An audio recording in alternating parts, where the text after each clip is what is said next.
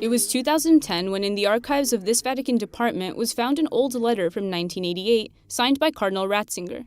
In it, the then prefect of the Congregation for the Doctrine of the Faith pointed out to the president of the Pontifical Council for Legislative Texts a serious problem in the handling of sexual abuse cases, that the priests weren't tried by a court. To expel them from the priesthood, they turned to a strategy of appeasement, removing their responsibilities as clergymen. It was a grace, a favor. It was the same method applied to people who asked to abandon that life for other reasons. Ratzinger said the Vatican was granting a grace, which was a benefit, to people who should have been judged. Monsignor Arrieta explains that to fight against abuse, Cardinal Ratzinger began a revolutionary process that would go on for years. It would culminate in 2001, when the Congregation for the Doctrine of the Faith acquired the authority to judge cases of alleged sexual abuse. Until then, other congregations had been the ones to follow the criteria of avoiding trials and granting dispensations. Ratzinger's role was important on two fronts. The fact that his congregation obtained the competencies necessary to manage trials prevented sexual abuse cases from being handled by different dicasteries and thus under different criteria.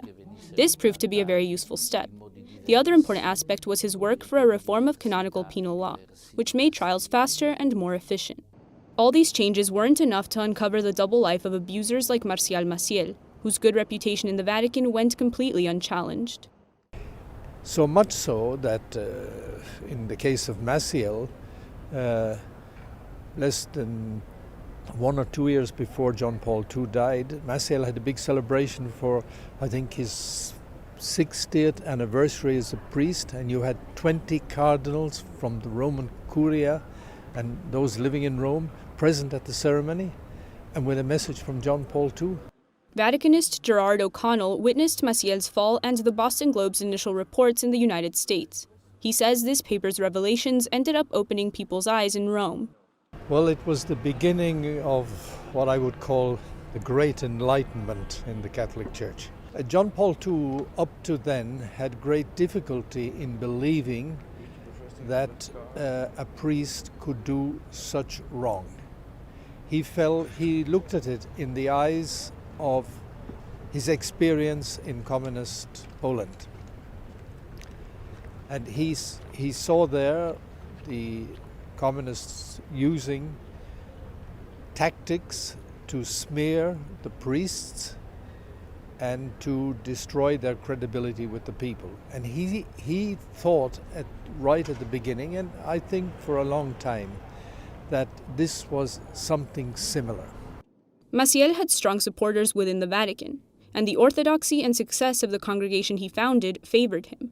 In fact, Pope Francis recalled how Joseph Ratzinger didn't manage to order his resignation until he was elected Pope. Alla fine, il Papa, con voglia di vedere la verità, ha fatto una riunione.